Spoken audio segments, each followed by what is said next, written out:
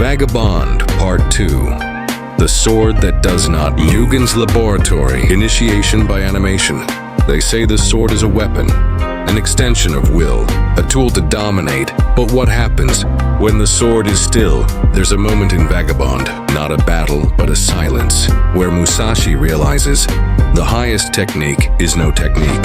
No stance, no swing, no thought, just presence.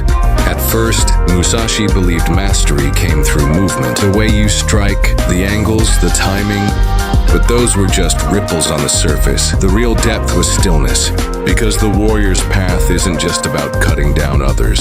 It's about cutting through the mind that thinks it needs to strike. He begins to sense it in the forest, in the quiet, in the flow of wind through the trees, and the stillness of animals that do not fight without cause. Musashi starts to understand violence isn't strength. Restraint is to hold the sword and not be ruled by it. To have power and choose not to use it. That's not weakness, that's transcendence. This is where Vagabond becomes Zen. The sword is no longer a weapon, it's a mirror, a way to see the self more clearly.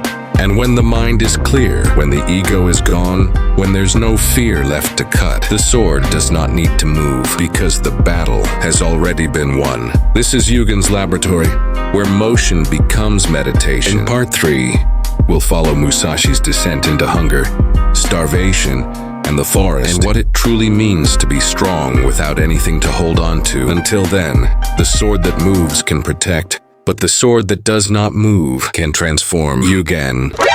NANI?! Step into my lab, Seekers. This is Yugen's Laboratory. Initiation by animation.